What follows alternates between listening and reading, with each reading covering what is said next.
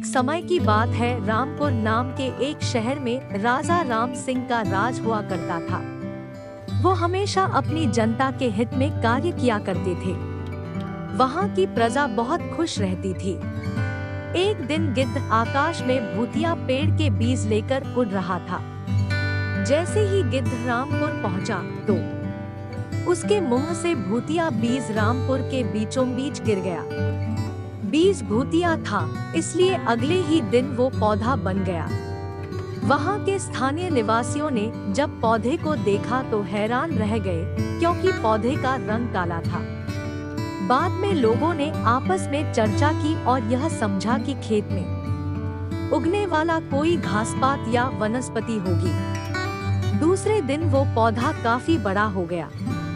लोगों को और ज्यादा दुविधा हुई कि एक ही दिन में ये पौधा इतना बड़ा कैसे हो गया। धीरे धीरे वो पौधा तीसरे दिन पेड़ बन गया।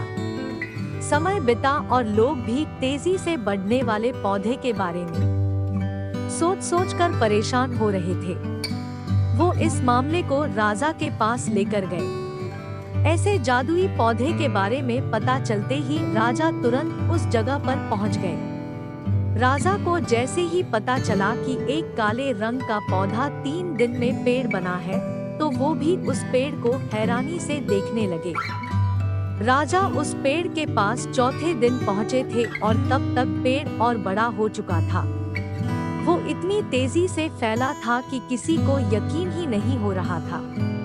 राजा समझ गए थे इसमें जरूर कुछ जादू तो ना होगा। इसी सोच के साथ राजा ने घोषणा कर दी कि जो भी इस पेड़ को खत्म करेगा उसे वो इनाम के तौर पर 1000 सोने के सिक्के देंगे। यही नहीं, राजा ने यहाँ तक कहा कि पेड़ को खत्म करने वाला व्यक्ति मेरी मृत्यु के बाद मेरी राजगद्दी पाने का हकदार भी बनेगा।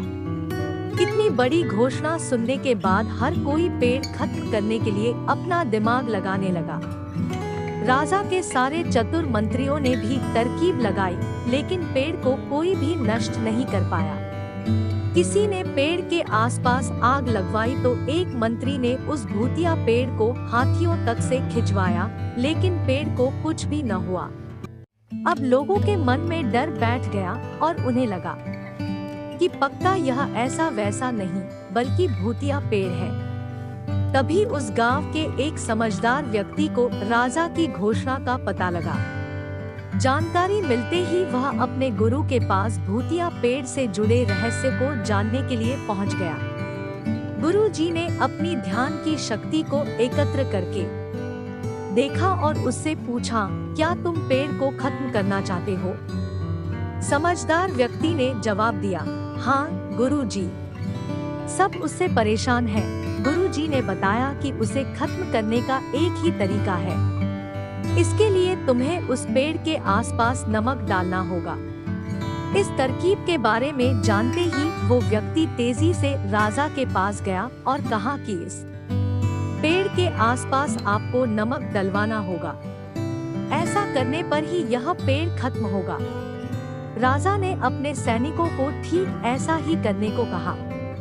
सैनिकों ने मिलकर पेड़ के चारों ओर खूब सारा नमक डाल दिया। नमक डालने के एक दिन बाद ही पेड़ का आकार कुछ कम हुआ। होते होते 5वें दिन तक पेड़ एकदम छोटा हो गया। उसके बाद गलकर वो गायब ही हो गया।